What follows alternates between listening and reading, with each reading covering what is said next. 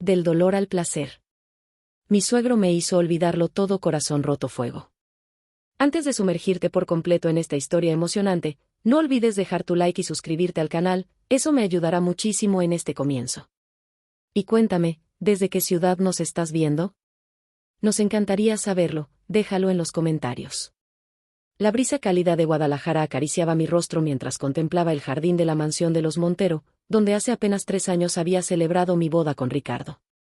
Las bugambilias se mecían suavemente, recordándome aquellos momentos de felicidad que ahora parecían tan lejanos. Mi nombre es Isabella Velasco, y jamás imaginé que mi vida daría un giro tan drástico después de descubrir la verdad sobre mi esposo y la empresa familiar que los Montero habían construido durante generaciones. Don Fernando Montero, mi suegro, siempre había sido un hombre respetable en la sociedad tapatía, conocido por su integridad en los negocios y su dedicación a las obras benéficas de la ciudad. Sus ojos color miel, tan diferentes a los de Ricardo, transmitían una sabiduría y fortaleza que me habían cautivado desde el primer día. Sin embargo, fue esa misma cercanía con don Fernando la que me permitiría descubrir la verdadera naturaleza de mi matrimonio y las mentiras que lo rodeaban. Las mañanas en la oficina se habían vuelto una rutina sofocante desde que Ricardo me había convencido de unirme a la empresa familiar como directora de Relaciones Públicas. El edificio corporativo en el corazón de la zona financiera de Guadalajara era un recordatorio constante de las expectativas que pesaban sobre mis hombros como la nueva señora Montero. Los empleados murmuraban a mis espaldas, algunos con admiración, otros con envidia, pero ninguno conocía la verdad que comenzaba a resquebrajarse bajo la superficie perfecta. Mi mejor amiga, Lucía Paredes, había intentado advertirme sobre los rumores que circulaban en torno a Ricardo y sus frecuentes viajes de negocios a Monterrey. Me negué a escucharla, cegada por el amor y la comodidad de mi nueva vida. Las cenas en los mejores restaurantes de la ciudad, las vacaciones en Europa, las joyas costosas, todo parecía un cuento de hadas que me impedía ver la realidad que se ocultaba tras la fachada de mi matrimonio perfecto.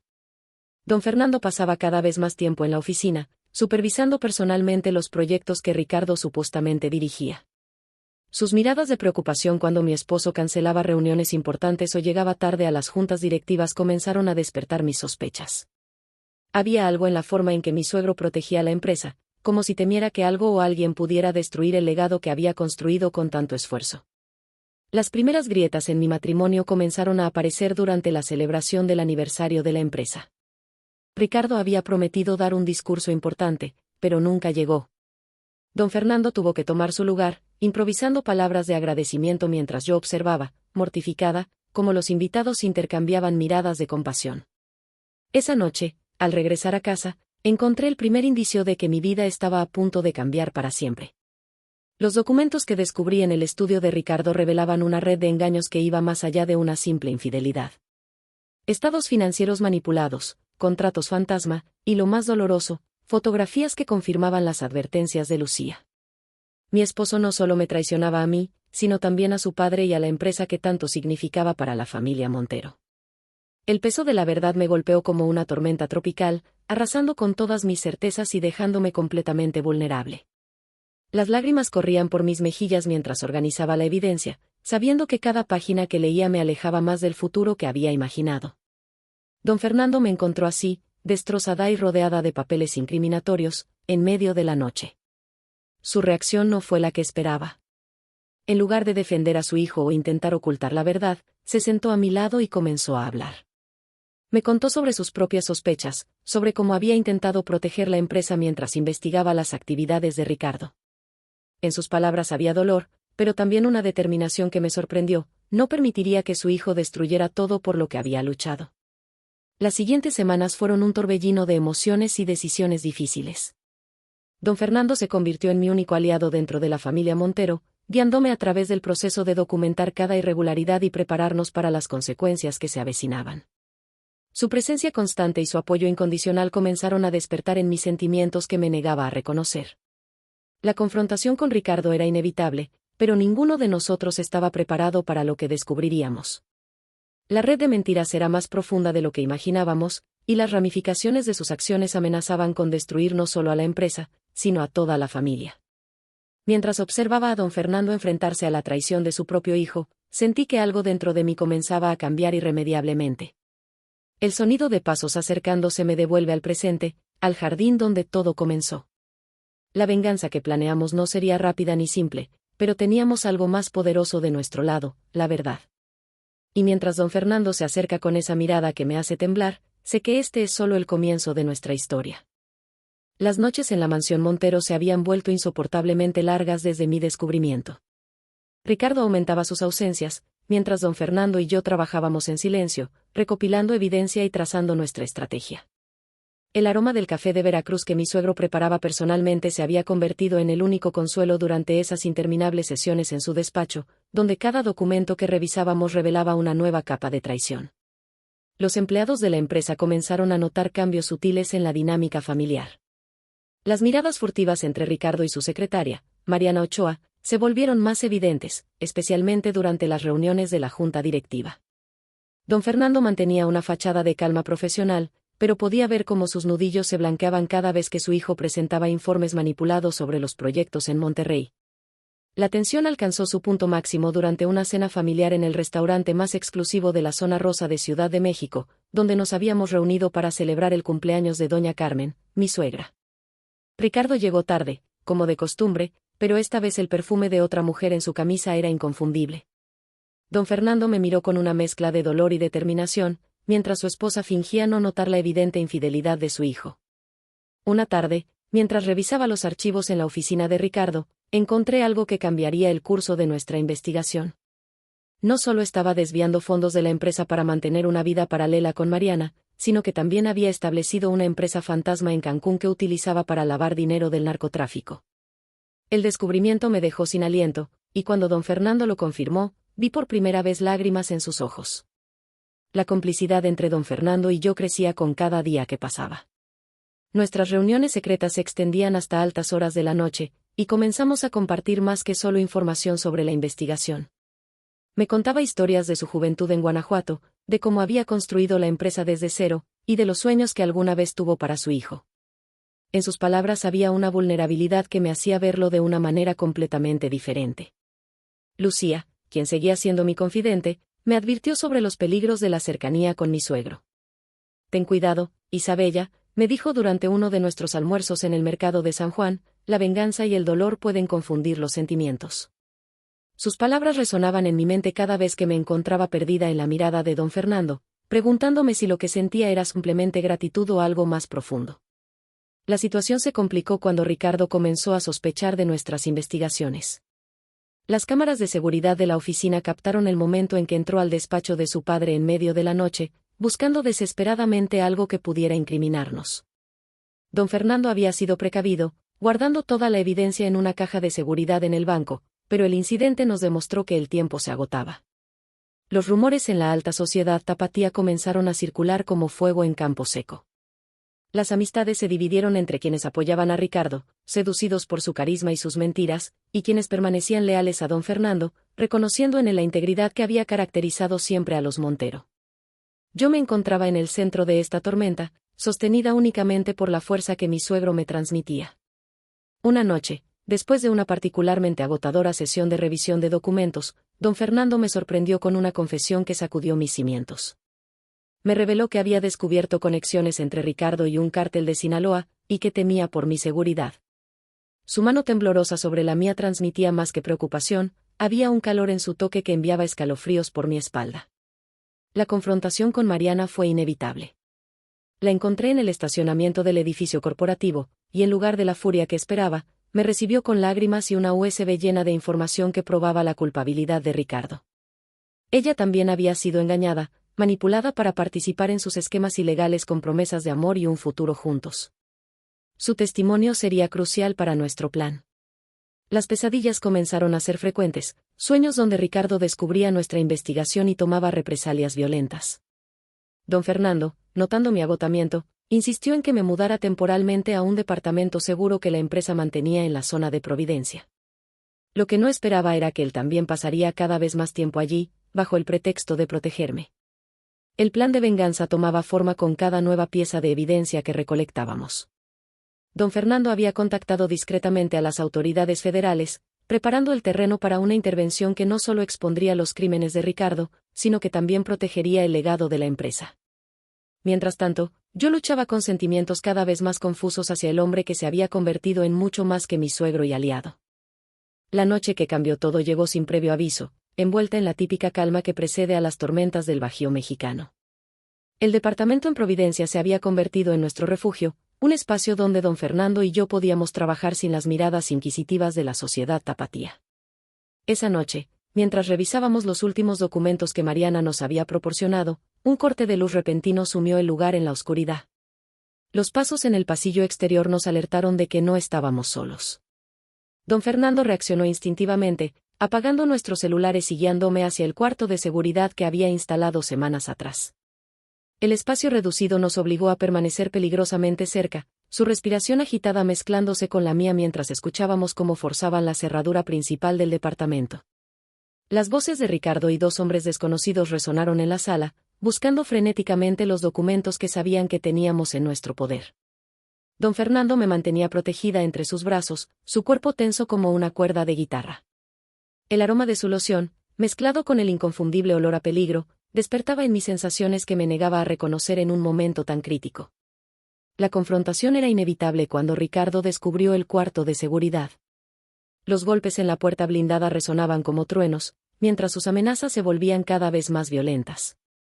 Don Fernando aprovechó esos momentos para activar silenciosamente la alarma silenciosa que alertaría a la Policía Federal, con quienes había coordinado previamente un plan de contingencia. Sus manos temblorosas buscaron las mías en la oscuridad, transmitiéndome una calma que contrastaba con el caos exterior. Los minutos se convirtieron en una eternidad mientras esperábamos el rescate. Ricardo, enfurecido por nuestra resistencia, comenzó a revelar verdades que jamás esperamos escuchar.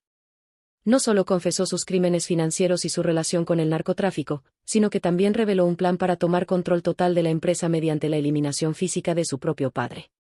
Cada palabra que pronunciaba era una puñalada al corazón de don Fernando, quien las recibía con un estoicismo que solo aumentaba mi admiración por él. El sonido de las sirenas rompió finalmente la tensión. La operación coordinada por la Policía Federal fue rápida y efectiva, sorprendiendo a Ricardo y sus cómplices antes de que pudieran escapar. Cuando la puerta del cuarto de seguridad se abrió, don Fernando y yo emergimos como sobrevivientes de una guerra que apenas comenzaba. La mirada que compartimos en ese momento contenía más que alivio, había una chispa de algo más profundo, más peligroso que la aventura que acabábamos de vivir. Los días siguientes fueron un torbellino de declaraciones, entrevistas con fiscales y reuniones de emergencia con la junta directiva. La detención de Ricardo ocupaba los titulares de todos los periódicos de México, y el Imperio Montero se tambaleaba bajo el peso del escándalo. Sin embargo, fue la fortaleza de don Fernando la que mantuvo a flote tanto a la empresa como a la familia, su integridad inquebrantable ganándose el respeto renovado de socios y empleados por igual. Durante una noche particularmente difícil, mientras celebrábamos en privado el éxito de nuestra operación, la tensión acumulada durante meses finalmente estalló. Don Fernando, vulnerable como nunca lo había visto, confesó que sus sentimientos hacia mí habían trascendido lo paternal hacía tiempo. Sus palabras, cargadas de culpa y deseo contenido, encontraron eco en mi propio corazón confundido. La reacción de doña Carmen ante la detención de su hijo fue devastadora. Su salud, ya frágil, se deterioró rápidamente hasta que un infarto la llevó al hospital. Durante su convalecencia, las visitas constantes de don Fernando y mías crearon un vínculo aún más fuerte entre nosotros, unidos por el dolor compartido y la culpa de nuestros sentimientos emergentes. La muerte de doña Carmen, 2 semanas después, marcó el final definitivo de una era en la familia Montero. El proceso judicial contra Ricardo avanzaba implacablemente, revelando cada día nuevas capas de corrupción y traición. Las audiencias se convirtieron en un espectáculo mediático donde padre e hijo se enfrentaban en una batalla que trascendía lo legal.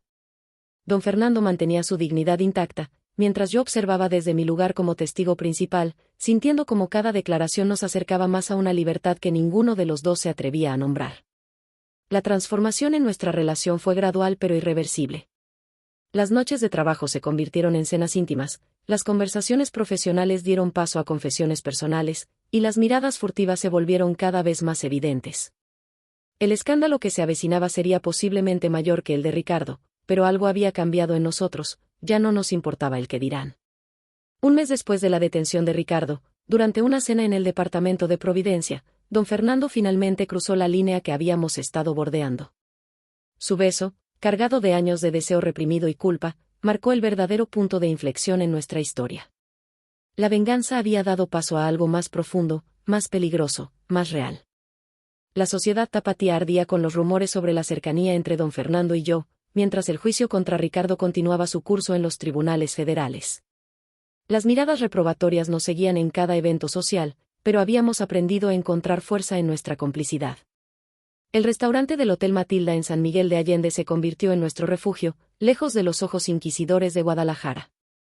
Las declaraciones de Mariana ante el juez resultaron devastadoras para la defensa de Ricardo. Cada detalle de sus operaciones ilegales quedó expuesto, revelando una red de corrupción que se extendía hasta funcionarios de alto nivel. Don Fernando enfrentaba el proceso con una dignidad que contrastaba con la desesperación de su hijo, quien intentaba desesperadamente negociar una reducción de su sentencia a cambio de información sobre sus cómplices. La reestructuración de la empresa Montero requería toda nuestra atención y energía. Don Fernando me nombró oficialmente directora ejecutiva, una decisión que generó controversia en la junta directiva pero que demostró ser acertada cuando los resultados financieros comenzaron a mejorar. Nuestras largas jornadas de trabajo se convertían inevitablemente en momentos íntimos, donde las estrategias empresariales se mezclaban con caricias furtivas y promesas susurradas. Lucía, mi fiel amiga, fue la primera en confrontarnos directamente sobre nuestra relación. Durante una cena en su casa en la colonia Chapalita, nos hizo ver que el escándalo era inevitable y que debíamos prepararnos para las consecuencias. Su preocupación genuina nos ayudó a comprender que necesitábamos un plan para manejar no solo el aspecto personal de nuestra relación, sino también su impacto en la empresa y en nuestras vidas públicas. Los abogados trabajaban incansablemente en mi divorcio de Ricardo, un proceso complicado por las acusaciones criminales en su contra y los activos congelados por las autoridades. Don Fernando insistía en proteger mi futuro, asegurándose de que los sacrificios que había hecho por exponer la verdad fueran reconocidos legalmente. Las noches en que revisábamos documentos legales terminaban inevitablemente con nosotros encontrando consuelo en los brazos del otro. El testimonio de don Fernando en el juicio contra su hijo marcó un antes y un después en nuestra historia. Su declaración, serena pero implacable, destruyó cualquier esperanza de Ricardo de evadir la justicia. Al salir de la sala del tribunal, encontró mi mano esperándolo, y por primera vez, no la soltó al ver los flashes de los fotógrafos. Era su manera de decirle al mundo que había elegido la verdad por encima de las apariencias. La transformación de la empresa bajo nuestra dirección conjunta se convirtió en un caso de estudio en las escuelas de negocios. Implementamos políticas de transparencia sin precedentes y establecimos programas de responsabilidad social que beneficiaban a las comunidades donde operábamos. El Imperio Montero, que una vez estuvo al borde del colapso por la corrupción de Ricardo, resurgía más fuerte y más ético que nunca. Las visitas semanales a Ricardo en el reclusorio federal de Puente Grande se convirtieron en un ritual doloroso pero necesario para don Fernando. Aunque su hijo se negaba a verlo, él persistía, dejando cartas que mezclaban el dolor de un padre con la determinación de un hombre que había elegido el camino correcto. Yo lo esperaba cada vez en el auto, sosteniendo su mano en silencio durante el largo viaje de regreso a casa. Nuestra relación se fortaleció en medio de la adversidad. Cada crítica, cada mirada de desaprobación, cada comentario malicioso en las columnas sociales nos unía más. Don Fernando, quien siempre había sido un pilar de la sociedad conservadora de Guadalajara, aprendió a defender nuestro amor con una fiereza que sorprendía a todos, incluida yo. Su transformación de patriarca tradicional a hombre dispuesto a desafiar las convenciones sociales por amor era testimonio de su crecimiento personal. Los meses de terapia conjunta nos ayudaron a procesar el trauma de la traición de Ricardo y a construir una base sólida para nuestro futuro juntos. La doctora Ramírez nos guió a través de conversaciones difíciles sobre la culpa, el perdón y la legitimidad de nuestros sentimientos. Cada sesión nos hacía más fuertes, más seguros de que lo que teníamos era real y valioso, más allá de las circunstancias que nos habían unido. Las celebraciones del aniversario de la empresa ese año fueron diferentes. En lugar del tradicional baile de gala en el Club Industrial, organizamos una serie de eventos comunitarios en diferentes partes de la ciudad. Don Fernando y yo bailamos bajo las estrellas en el jardín del Hospicio Cabañas, rodeados de empleados y sus familias. Su discurso esa noche, agradeciendo públicamente mi papel en salvar la empresa y su vida, marcó el momento en que dejamos de escondernos. El proceso de sanación fue largo y complejo, pero cada día nos traía nuevos descubrimientos sobre nosotros mismos y nuestra relación. La venganza que había motivado inicialmente nuestras acciones se había transformado en algo más profundo, un compromiso compartido con la verdad, la justicia y el amor auténtico. Don Fernando ya no era solo mi suegro o mi amante, se había convertido en mi compañero de vida, mi cómplice en la construcción de un futuro que ninguno de los dos había imaginado posible. La tensión alcanzó su punto máximo durante la lectura de sentencia de Ricardo en el Tribunal Federal de Jalisco. El aire acondicionado apenas mitigaba el calor sofocante de aquella mañana de agosto en Guadalajara, mientras don Fernando y yo permanecíamos sentados en primera fila, nuestras manos entrelazadas desafiando las miradas de desaprobación de la familia extendida de los Montero. La noticia de que Ricardo había intentado suicidarse en su celda la noche anterior había corrido como pólvora por los pasillos del tribunal. Los médicos del reclusorio lo habían salvado a tiempo, pero el incidente había dejado una sombra oscura sobre el proceso. Don Fernando mantenía la compostura, pero podía sentir cómo temblaba ligeramente cada vez que las puertas de la sala se abrían, esperando ver entrar a su hijo esposado. Las pruebas presentadas por la fiscalía eran abrumadoras: más de 50 millones de dólares desviados a cuentas en paraísos fiscales, conexiones documentadas con 3 diferentes cárteles del narcotráfico, y una lista de políticos y empresarios involucrados que amenazaba con sacudir los cimientos del poder en México. Mariana, sentada del otro lado de la sala, evitaba nuestras miradas mientras esperaba su turno para escuchar su propia sentencia reducida por colaborar con la justicia. El momento decisivo llegó cuando Ricardo finalmente fue conducido a la sala. Su aspecto demacrado y la venda en su cuello evidenciaban los eventos de la noche anterior. Por primera vez desde que comenzó el juicio, sus ojos se encontraron con los de su padre, y en ese instante, toda la fachada de dureza se derrumbó. Las lágrimas corrían por su rostro mientras balbuceaba una confesión pública que nadie esperaba, revelando no solo sus crímenes sino también el profundo resentimiento que había alimentado sus acciones. Los murmullos en la sala se intensificaron cuando Ricardo comenzó a hablar sobre su infancia, sobre cómo siempre había sentido que no podía alcanzar las expectativas de su padre, sobre cómo cada éxito de la empresa se sentía como un recordatorio de su propia inadecuación. Don Fernando escuchaba en silencio, su mano apretando la mía con tanta fuerza que temí que dejara marcas, mientras su hijo exponía décadas de dolor familiar frente a un público ávido de escándalo.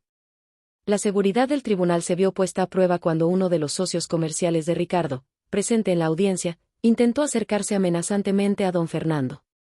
Los guardias reaccionaron rápidamente, pero no antes de que el hombre gritara acusaciones sobre complicidad y traición. El caos que siguió reveló la verdadera extensión de la red de corrupción que habíamos ayudado a desmantelar, y el peligro real que aún enfrentábamos. El juez, visiblemente afectado por los acontecimientos, ordenó un receso antes de dictar sentencia. Durante esos tensos minutos en la sala de espera, don Fernando finalmente se quebró. Entre sollozos contenidos, me confesó que a pesar de todo, el dolor de ver a su único hijo destruido por sus propias acciones era casi insoportable. Lo sostuve mientras lloraba, ignorando los flashes de los fotógrafos que habían logrado colarse hasta el área restringida. Cuando la sentencia fue finalmente pronunciada, 25 años de prisión sin posibilidad de libertad condicional, el silencio en la sala fue ensordecedor. Ricardo se mantuvo erguido, aceptando su destino con una dignidad que no había mostrado durante todo el proceso. Antes de ser llevado, se giró hacia nosotros y pronunció las palabras que cambiarían para siempre la dinámica familiar: papá, Isabella, cuiden el uno del otro. Es lo único que me queda por pedir. La rueda de prensa que siguió fue un circo mediático donde don Fernando, con una fortaleza que me dejó sin aliento, anunció su retiro como presidente de la empresa, nombrándome oficialmente como su sucesora. Los reporteros enloquecieron cuando, en medio de las preguntas sobre la sentencia y el futuro de la compañía, tomó mi mano y declaró públicamente nuestra relación, desafiando todos los tabúes sociales que nos habían mantenido en las sombras. Las reacciones no se hicieron esperar. Las redes sociales explotaron con opiniones divididas, los titulares de los periódicos gritaban escándalo, y los círculos sociales de Guadalajara entraron en ebullición. Sin embargo, algo había cambiado fundamentalmente en nosotros. La verdad, por dolorosa que fuera, nos había liberado. Ya no éramos víctimas de la traición, sino sobrevivientes que habían encontrado el amor en medio del caos. Los eventos de ese día culminaron en una cena íntima en nuestro refugio en San Miguel de Allende, donde don Fernando, con lágrimas en los ojos pero con una determinación inquebrantable, se arrodilló frente a mí. El anillo que me ofreció no era nuevo, había pertenecido a su madre, un símbolo de tradición y cambio, de finales y comienzos. Mi sí resonó en la habitación como un eco de todo lo que habíamos atravesado para llegar a ese momento. La noche terminó con nosotros en el balcón, contemplando las luces de la ciudad colonial mientras planeábamos nuestro futuro. La venganza que había iniciado todo se había transformado en una historia de redención, amor y renovación. Las campanas de la parroquia sonaban a lo lejos, como si la ciudad misma celebrara con nosotros el inicio de una nueva era. Los preparativos para nuestra boda en San Miguel de Allende avanzaban discretamente, mientras la tormenta mediática sobre nuestra relación comenzaba a amainar. El jardín botánico El Charco del Ingenio sería el escenario de una ceremonia íntima, lejos del escrutinio público que había marcado nuestras vidas durante el último año. Don Fernando había insistido en que nuestro nuevo comienzo debía ser en un lugar que simbolizara renacimiento y esperanza. La empresa Montero experimentaba su propia transformación bajo mi liderazgo. Las políticas de transparencia que habíamos implementado comenzaban a dar frutos, atrayendo nuevos inversores internacionales que valoraban nuestra renovada reputación de integridad. Don Fernando, aunque oficialmente retirado, seguía siendo mi consejero más valioso, aportando décadas de experiencia mientras me permitía trazar mi propio camino como CEO. Las visitas mensuales a Ricardo en el reclusorio se habían convertido en un ritual compartido. Aunque inicialmente se resistió a vernos juntos, gradualmente comenzó a aceptar nuestra relación. Durante una visita particularmente emotiva, nos confesó que las terapias en prisión le habían ayudado a comprender sus propios demonios y el daño que había causado. Su arrepentimiento, aunque tardío, parecía genuino. Lucía organizó mi despedida de soltera en su casa de Valle de Bravo, una celebración discreta que contrastaba marcadamente con la extravagante fiesta que había precedido a mi primera boda. Durante esa noche, rodeada de las pocas amigas que habían permanecido leales, me di cuenta de cuánto había madurado. La mujer que una vez había buscado venganza había encontrado algo mucho más valioso, la verdadera felicidad. El proceso de sanación familiar continuaba su curso. Algunos miembros de la familia Montero, inicialmente escandalizados por nuestra relación, comenzaron a acercarse nuevamente, especialmente después de ver cómo habíamos logrado rescatar el legado empresarial. La tía Elena, la hermana mayor de don Fernando, fue la primera en dar el paso, organizando una cena de reconciliación en su hacienda en Tequisquiapan. Mariana, cumpliendo su sentencia reducida en arresto domiciliario, se había convertido inesperadamente en una aliada.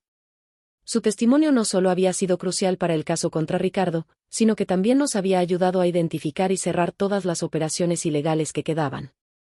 Su arrepentimiento y colaboración le habían ganado una segunda oportunidad, que aprovechó para iniciar una fundación de apoyo a mujeres víctimas de manipulación y abuso.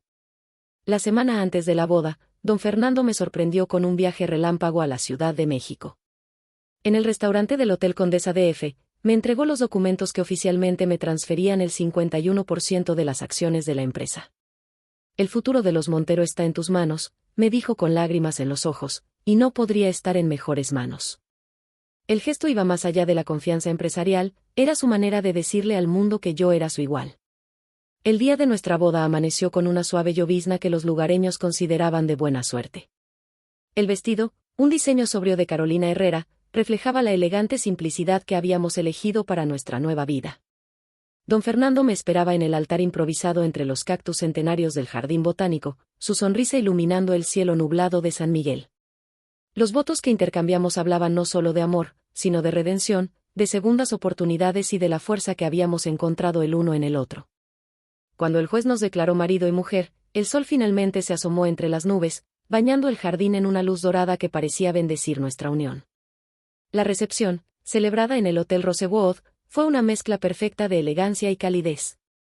Los invitados, cuidadosamente seleccionados entre aquellos que nos habían apoyado durante los momentos más difíciles, compartían nuestra alegría sin reservas.